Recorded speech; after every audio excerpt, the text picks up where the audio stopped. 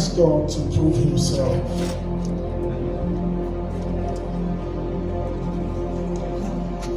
The same doctor who gave the x-ray to, who said whatever he said.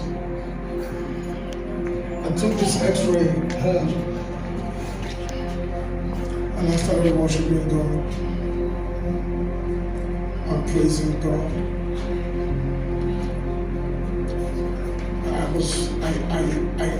The faith was just something else. It happened that day I collapsed, and according to my wife, they called Pastor Chris and who was rushed to the hospital. The whole thing.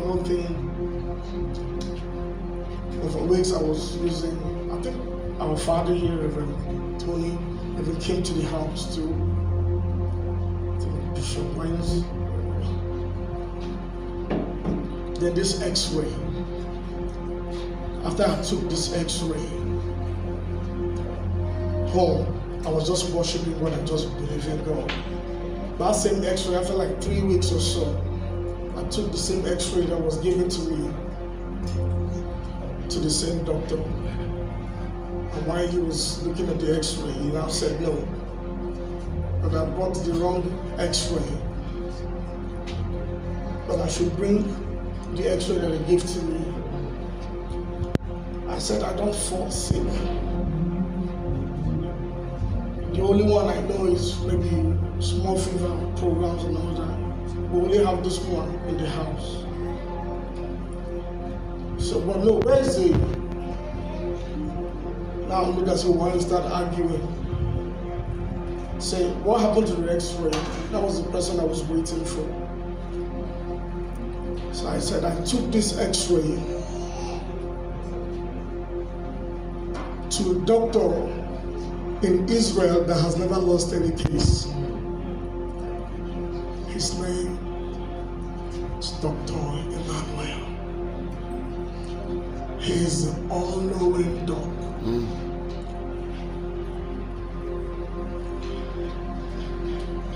As I was talking and celebrating God so many years ago, then last year,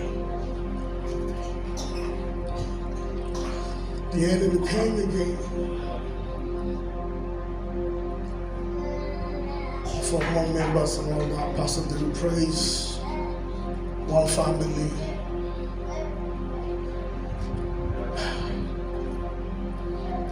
The God that we serve is an awesome God. The God that we serve is the only backup that doesn't back out.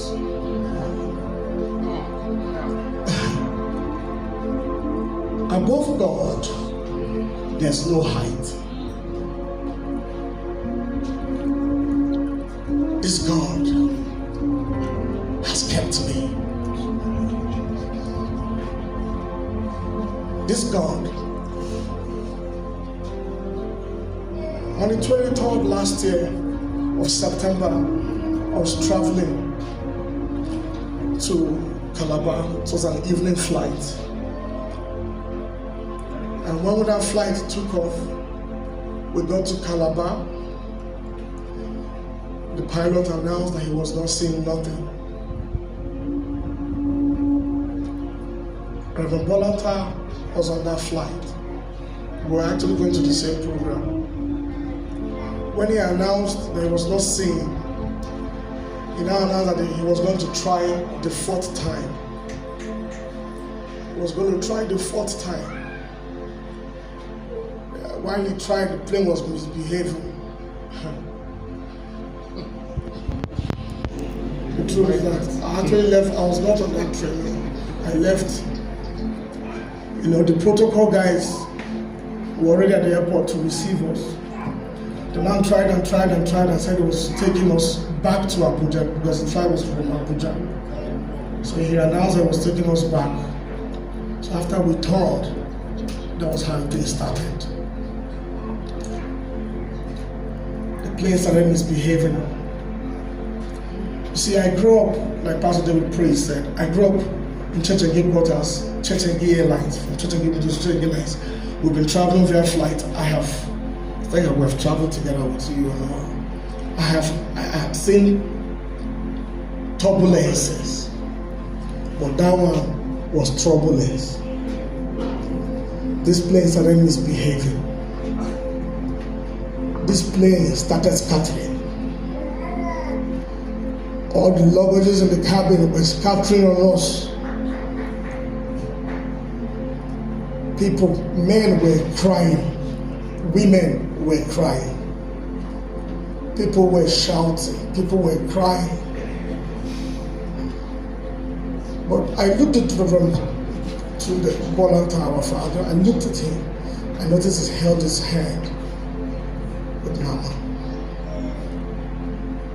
Why people, I kept my head like this. The enemy brought the summary. I said, that guy's one crazy guy.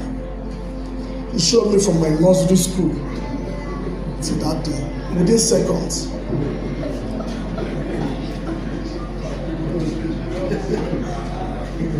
Then he said, pray your last prayer.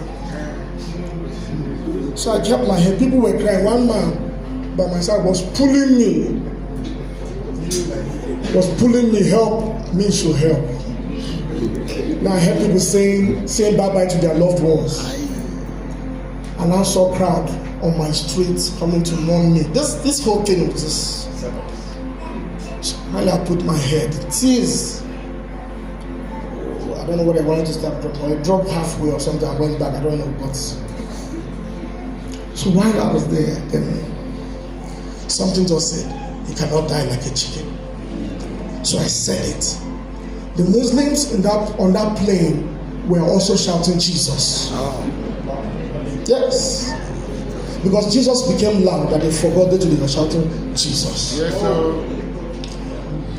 It was the same week, almost the same period, I'd lost my younger one who fell, who got a job, went to Port Harcourt, fell from a ship and drowned. So it was that same period. So I said, I will not die like a chicken. I will not die like a chicken. And I said, oh God. Because the plane was really misbehaving. It's not something was really misbehaving. The plane was misbehaving. Something even said the shortcut. This place is close to there. Then that scripture dropped. Even if I walk through the valley of the shadow, I was screaming it. I will feel no evil, for thou art with me. You said you would give your angels charge over me. Then I said, Lord, remember us, remember me. Can a mother forget the baby at her breast and have no compassion of the child she has born? Though she may forget, but I, the Lord, will not forget you. See, I have engraved you on the palms of my hands. Your word, as I was, the plane started doing one kind of thing. We came through that, we had and the thing we removed me. Now those cabin guys, they've been trained to not to show panic, but they were all lifting up their hands to worship God and praying. They said, see, they wanted to do an announcement. I stood up, opened the door. If you do an announcement from outside, I will hear you, because the plane had landed. When we came out, we were all rolling on the floor, kneeling down to worship God. Are you getting me? So the pilot opened one listen. He too was thanking God. Then our daddy came and called me Chris. You know that the grandpa called me praise chef, but daddy called me Chris, and he hugged me. And as we're going, he said, they now announced that the flight will continue tomorrow. I looked at him, I wanted to say, sir, my wife, there's one thing I want to go and do my wife.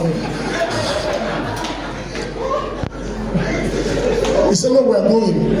He even paid hotel bill for me, about 13,000 per night. If I knew I would have asked him not to pay, I would sleep in the reception because I didn't even sleep. So I was like, I didn't sleep. So when I called my madam to say,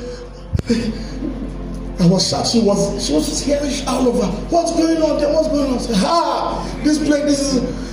I said, no, I'm coming back home. She said, no, it is God's work you are doing. You are a praiser. A praiser cannot die. Then as we were going, another hold me. I said, this one my wife spoke this way. I think she get plan. I go follow the same plane and get what this guy doing. Then,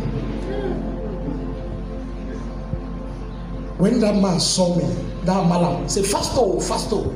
He held me. I said, now you cannot change Jesus. He said, and that is an age. Meaning Jesus, they walk. He said, Musa shi ai, bawe ba Musa liba. You are going to lift up your heads and help big time.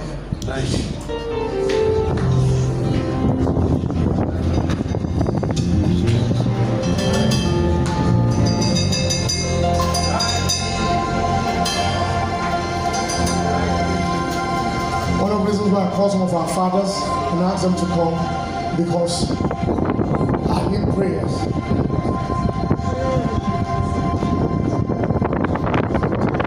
This God delivered me. This God.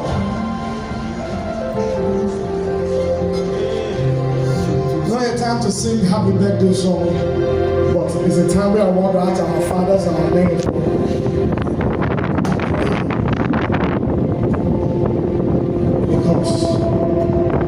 One of our fathers, my father, who groomed me, was talking about the next phase. That's why I actually gather people for the next phase. You see me, some of us are very, very anointed. It is not when we do bony fish and we can talk about miracles.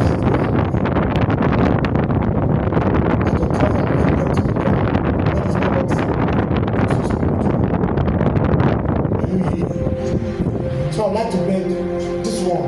I want to beg our fathers to help me. I need prayers. That's just the truth. So I'm the one asking for